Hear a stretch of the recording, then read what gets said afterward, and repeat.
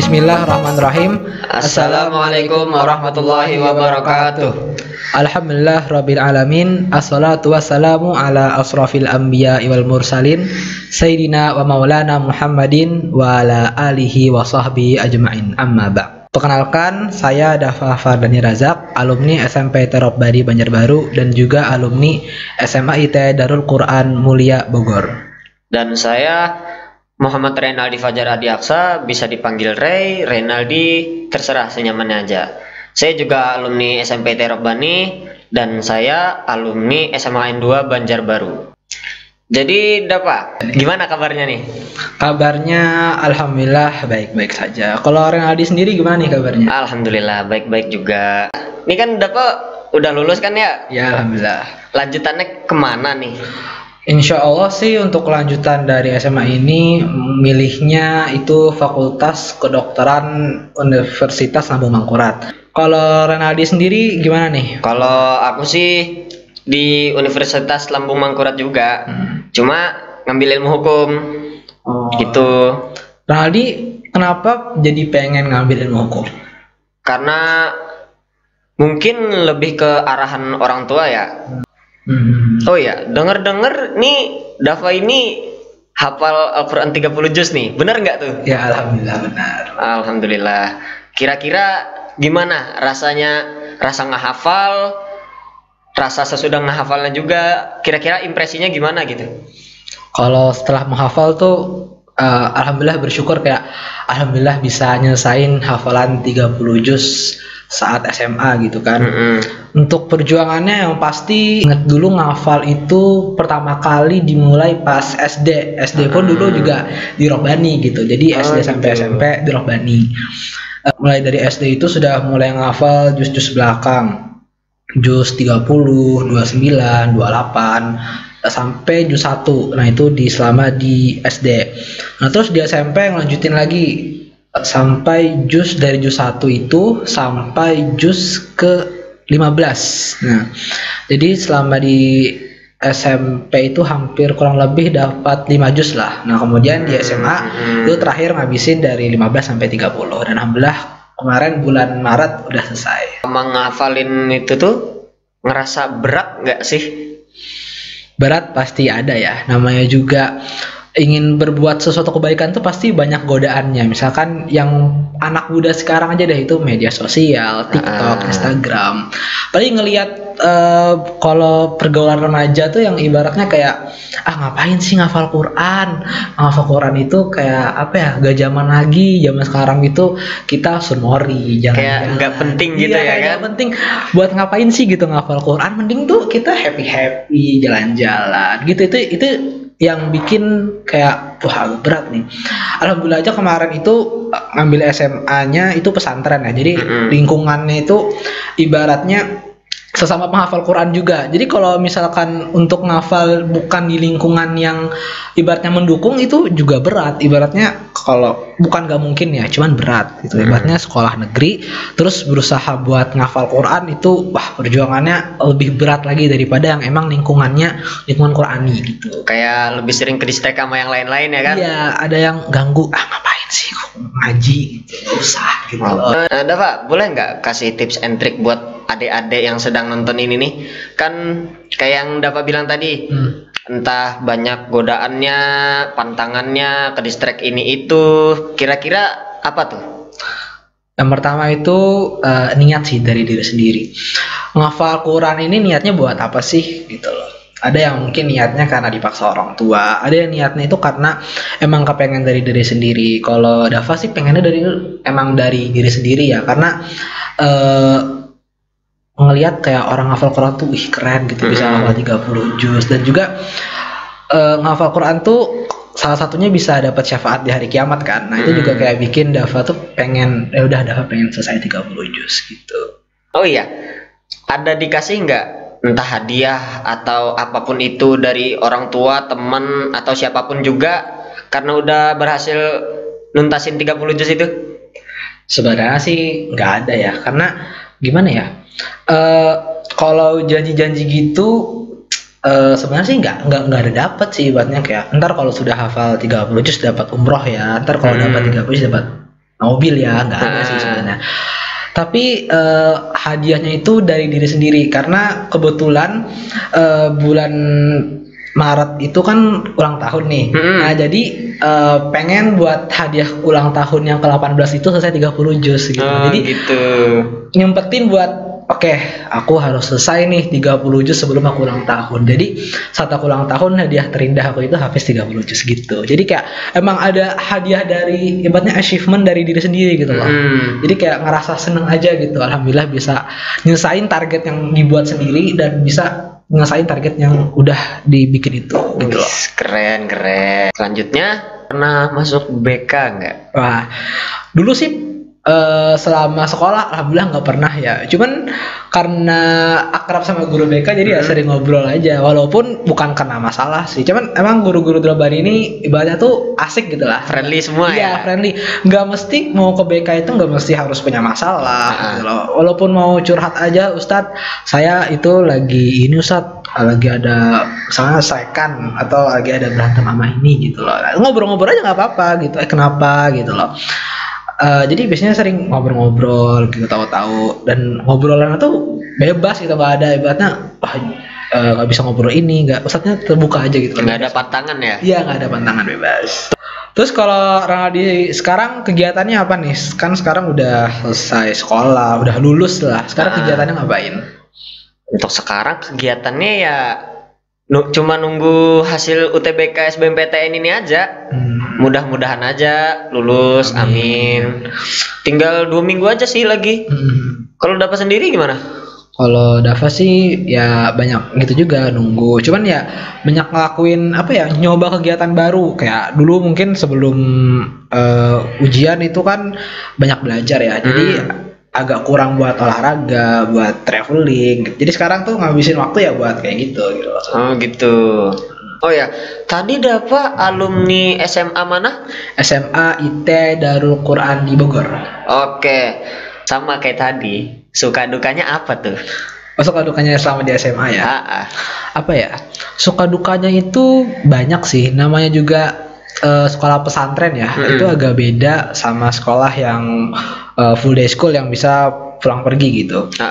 Ya banyak suka dukanya tuh pasti kayak kita ngerasain beda gitu loh. Rasanya kita yang full 24 jam nginep di sekolah sama yang pulang pergi itu beda banget. Apalagi kalau misalkan di Rohbani gitu loh, mabit aja itu kan udah nginep di sekolah tuh ngerasa kayak aduh berat gitu, atau ada kisah-kisah hantu gitu. Nah apalagi kan di pesantren tuh kayak tinggal terus gitu loh 24 jam. Kalau ada kisah-kisah hantu tuh malah bikin kayak aduh jadi takut tidur gitu. Cuman karena udah gede ya jadi kayak itu mah udah biasa gitu sih. Udah biasa. Kalau selama di pesantren. Buat Dava sendiri nih, perbedaan transisi dari SMP ke SMA gimana tuh? Entah kagok atau kayak gimana? Transisi ya perbedaannya. Yang pertama tuh perbedaannya pasti banyak banget ya. Apalagi kan SMP-nya di Kalimantan, terus SMA-nya di Jawa gitu. Dan yang agak bikin kaget itu kalau misalkan dulu di SMP gimana ya? Dulu tuh sering juara kelas lah, berarti sering ranking 1 gitu kan. Karena udah biasa gitu. Siapa ranking satunya? Dava. Udah jelas gitu. Udah tahu gitu. Karena nggak bakal berubah. Iya, karena nomor 1 tuh pasti aja Dava. Wah udah. Karena emang gimana ya, saingannya tuh berbeda gitu loh. Nah pas di Jawa tuh kaget kayak pas ngeliat pengumuman juara kelas kan kayak dulu santai nih kayaknya juara 1 lagi nih. Ternyata tiba-tiba langsung masuk juara 5, juara 7, kayak agak kaget loh kok bisa gitu loh. Padahal belajarnya udah sama kayak SMP. Ternyata emang gimana ya, di Jawa itu persaingannya lebih ketat gitu loh. Ibaratnya kayak kita tuh bersaing gitu loh. Maksudnya nggak ada yang bisa nguasain satu mata pelajaran. Misalkan kalau SMP kan ibaratnya wah bisa tinggi nih semuanya, matematika, IPA, bahasa Indonesia. Nah kalau SMA nih agak susah, dan kebetulan juga ada pelajaran agamanya nih, pelajaran fikih, tafsir yang memang belum kurang dipelajarin gitu loh saat SMP, dan itu yang bikin agak sedikit kesulitan dalam belajar gitu sih. Waktu pertama kali nih tahu, wah kok nggak juara 1 nih, gimana itu rasanya tuh? Kecewa, putus asa, apa kayak gimana? Rasanya pasti kayak sedih ya, berarti kayak dulu terbiasa nyaman gitu kan, di zona nyaman gitu, di ranking 1, terus tiba-tiba terjatuh gitu kan dari ke bawah, kayak aduh kok bisa gitu loh. Kok gini? Apa aku kurang belajar ya? Kayak bisa gitu kan, kayak ngerasa kayak perasaan aku udah belajar banyak gitu, kok nilainya nggak tinggi-tinggi. Terus kayak coba buat evaluasi gitu, oh ternyata memang kurangnya di pelajaran ini gitu loh. Cuman aku kayak pernah dapat satu kayak kata-kata motivasi gitulah. Kalau ibaratnya kita saingkan, ibaratnya tuh kita tuh bersaing sesuai emang dengan minat dan bakat kita aja gitu. Ibaratnya kayak ikan itu disuruh berenang pasti dia cepet kan. Cuman kalau ikan disuruh manjat pohon dia pasti nggak bisa. Ya nggak bisa, dia cuma mandek aja di situ. Iya, sama bisa kayak loncat. monyet manjat pohon dia bisa. Tapi disuruh berenang belum tentu. Nah, jadi kita fokus sama apa yang kita bisa gitu loh. Memang aku bisanya di pelajaran yang ibaratnya yang seperti matematika, IPA gitu. Oh gitu. Nah nih, kita kan dulu waktu di SMP sekolah 5 kali seminggu. Dan kita tiap hari kan tiap hari itu pasti kan ya ngebaca Al-Quran itu pasti. Kayak ngehafal 4 kali seminggu. Terus baru belajar hukum tajwid 1 kali seminggu. Kalau di sekolah Dafa di Bogor situ gimana? Kalau di sekolah Dafa di Bogor itu dia setiap hari itu ngafal aja. Malah 1 hari itu bisa 3 kali ngafal. Tiap berapa jam? Tiap berapa jam? Jadi sekali ngafal itu 1 jam dan dibagi karena pesantren itu ibaratnya full 24 jam di sekolah ya. Jadi itu waktunya setelah sholat subuh, setelah sholat asar, sama setelah sholat maghrib gitu. Sabtu minggunya nggak belajar kan? Sabtu minggunya ada liburnya. Libur. Ya. Tapi itu tetap ngehafal. Itu, nah jadi kalau di pesantren ini dia tergantung pribadi masing-masing. Ada yang dia itu ada yang rajin, ada yang enggak. Kayak cuma ngikuti apa kata sekolah aja. Dan ngerasain juga sih bedanya. Kalau di Robbani kan ibaratnya ada jam halakoh ya. Nah dari jam halakohnya itu biasanya semua santri ikut wajib kan. Nah kalau di pesantren itu wajib juga. Cuman ada yang ya namanya murid ya gitu loh. Oh iya Didak. Dapat selama yang di Jawa tuh waktu balik ke sini ada nggak ke Robbani lagi? Oh iya. Terakhir kali ke Robbani itu 2019 pas wisuda SMP. Nah, setelah itu udah nggak pernah lagi. Dulu kan emang gedungnya masih yang lama ya, masih kecil gitu. Lu inget banget dulu, kalau di Robbani waktu dulu ya 2019 habis main bola, main basket, itu ke kelas. Aduh, sekarang tuh waktu pertama kali tahun 2022 ini ke Robbani gitu kan agak kaget gitu loh. Pas masuk kelasnya, AC-nya udah 2. Terus iya, tadi waktu aku kesini aku kaget. Lewat kok kakiku dingin. Nengok ke kelas, wah ternyata udah ada AC, enak sekarang. Iya, kita kan dulu masih merasakan bagaimana masih dalam perkembangan lah. Iya, sekarang kan udah bagus, sudah ada TV-nya, udah ada Wi-Fi-nya. Sekarang juga udah ada podcastnya. Iya, ada podcastnya nih. Tuh. Pokoknya lengkap loh, udah lengkap sudah fasilitasnya. Terus ada apa ini? Ada gornya. Iya, ada gor. Mau olahraga, enak loh. Masuk Robbani aja. Iya, masuk Robbani. Udah olahraganya itu udah indoor, jadi nggak bakal panas gitu, enak. Oh iya, kami datang ke sini nih bertujuh kan.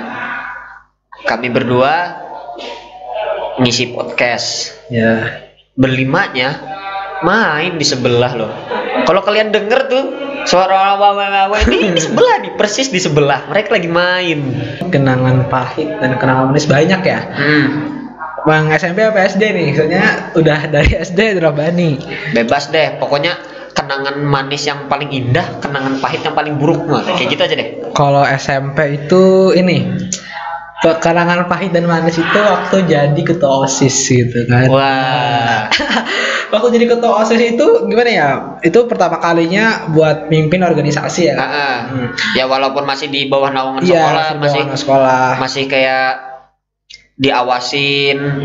Jadi ketua sebagai kayak yang intinya ketuanya tuh nggak full ketua gitu ya kan. Masih ada ini apa guru gitu, ustazah. Tapi tetap aja kan kayak pengalaman pertama kan? Iya gitu. Ya saat memimpin itu kayak gimana ya? Banyak yang saat itu ketua itu apa ya? Gimana susahnya bikin aturan gitu loh buat siswa. Apalagi kalau aturan tersebut membatasi kebiasaan gitu loh. Ingat banget dulu pernah bikin aturan pas dari ketua OSIS itu ngusulin ya ke ustazah buat ngelarang makan kantin sebelum sholat zuhur. Nah, sebenarnya niatnya bagus gitu loh supaya waktu orang azan itu udah nggak pada makan gitu, udah pada di masjid. Iya, udah siap, tinggal udah wudu, siap sholat gitu ya kan. Nah, cuman namanya juga orang pengen makan gitu, pasti nggak mau kayak dicepet-cepetin. Nah terus pasti ada temen ngomong, ayolah ngapain sih bikin aturan kayak gitu, nyusahin aja. Iya, nyusahin aja gitu. Kan kamu juga ngerasain gitu. Ya tapi kan gimana ya, saat ya ini aturan emang keuntungannya bukan buat Daf aja gitu loh, buat semuanya gitu loh. Yang ya sholat di masjid itu kan bagus gitu. Supaya ditanamkan gitu. Kalaunya mau makan tuh nanti habis sholat. Iya.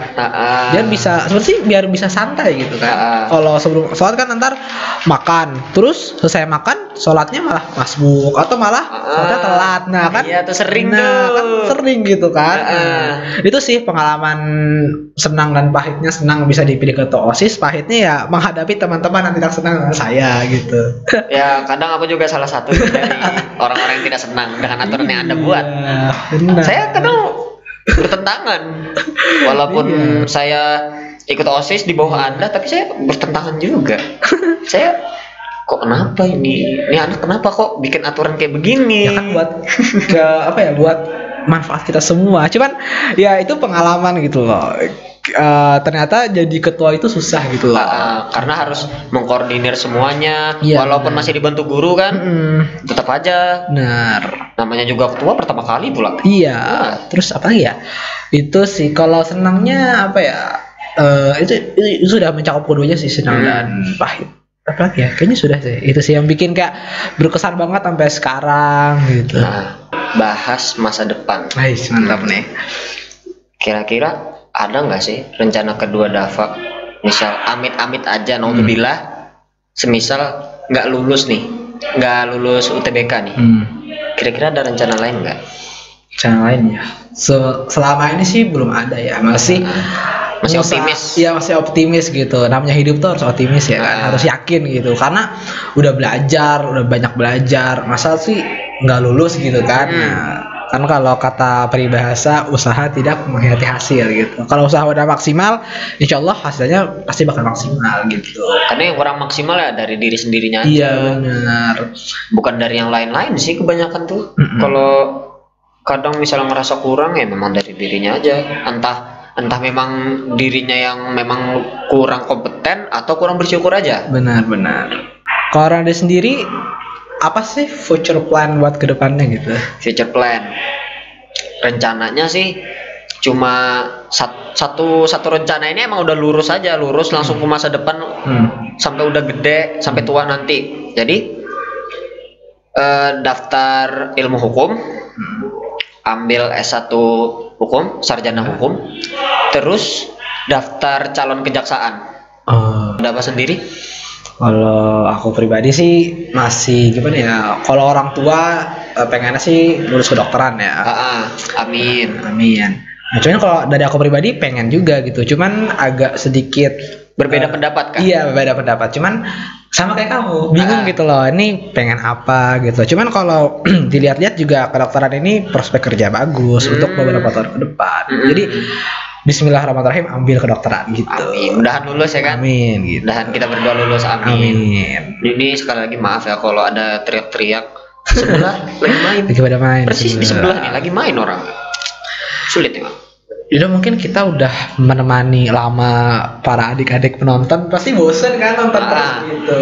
Pasti bosan kan ngeliat kami berdua gitu. Iya, mungkin kita cukupkan mungkin. Boleh sih. Ya udah capek juga nih, kita mau main.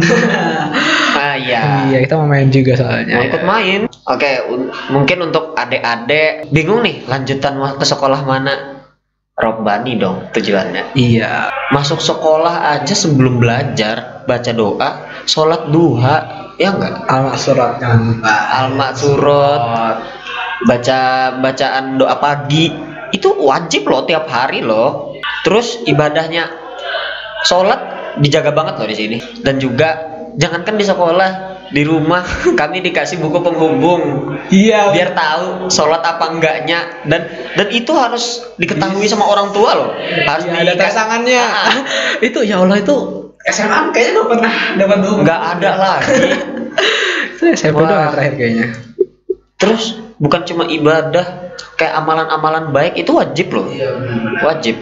Kayak infak. Terus fasilitas bukan cuman apa ya? Yang bagus tuh bukan cuman fasilitas gitu. Pelajarannya juga ada halaqah, ada menghafal Al-Qur'an, juga pembelajaran itu dari pagi jam 8 setengah 8 sampai setengah 5 itu gimana ya, nggak berasa capek gitu loh, karena pagi-pagi aja kita nggak langsung belajar. Iya. Kita dikasih waktu sholat, habis sholat baca almat surat. Apalagi kelasnya pakai AC ya kan? Wah enak loh, kelas pakai AC semua, udah nggak bakal kepanasan. Ya mungkin kalau habis keringetan banget paling bawa apek doang, tapi kan tetap nggak kepanasan. Iya benar. Udah mungkin kita cukupin kali ya. Iya segitu aja kali ya. Mungkin cukup sekian podcast yang bisa kami sampaikan. Salah kata mohon maaf. Saya Dava Fadni Razak dan saya Muhammad Renaldi Fajar Adiaksa. Kami mengundurkan diri dan sekian dan terima kasih. Wassalamualaikum warahmatullahi wabarakatuh.